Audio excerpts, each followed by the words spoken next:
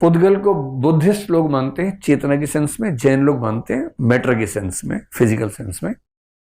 पुद्गल की परिभाषा ये है पूरयंती गलंती च, जो पूरा होता हो और गलता हो, यानी बनना टूटना जिसका प्रोसेस है उसको बोलते हैं पुद्गल। और इस संसार में जितनी भौतिक वस्तुएं हैं वो दो रूपों में हैं। जो भी पुद्गल है वो दो रूपों में दिखता है। एक दिखता है एटम की फॉर्म में, अणु, और एक दिखता है कंपोजिट्स की फॉर्म में।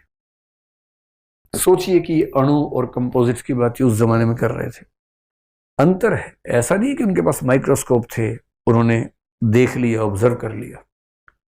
इसको बोलते हैं फिलोसॉफिकल एटॉमिज्म। फिलॉसफी में कई लोगों ने अनुमान कर लिया था कि दुनिया अणुओं परमाणुओं से ही बनी होगी।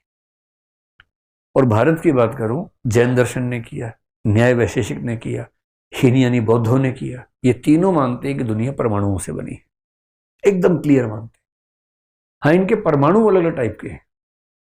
जैसे जैन दर्शन के सारे परमाणुओं में क्वालिटी का अंतर नहीं है, केवल क्वांटिटी का अंतर है। आज की भाषा में कहूं तो जो केमिस्ट्री में आप पीरियोडिक टेबल पढ़ते हैं, जिसमें आप पढ़ते हैं कि लगभग कितने 118 के आसपास एलिमेंट्स इस समय हैं, 94 फंडामेंटल, 24 कंपोजिट्स में माने जाते हैं। उन सब में अंतर किस चीज का होता है? एटॉमिक नंबर का होता है।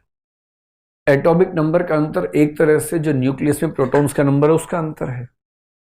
अब इसकी व्याख्या इससे मैच करेगी या न्याय से मैच करेगी, ये व्याख्या की बात है।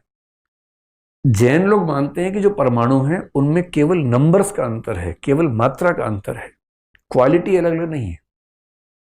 वैशेषिक और न्याय के लोग मानते हैं कि परमाणु हैं उनमें क्वालिटी में भी अंतर है और क्वांटिटी में भी अंतर है। दोनों मानते हैं कि परमाणु नित्य है, परमानेंट है, खत्म नहीं हो सकता।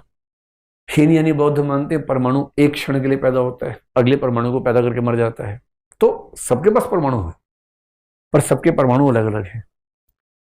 न्याय दर्शन कहते हैं कि इन परमाणुओं को जोड़ने के लिए भगवान जी आते हैं।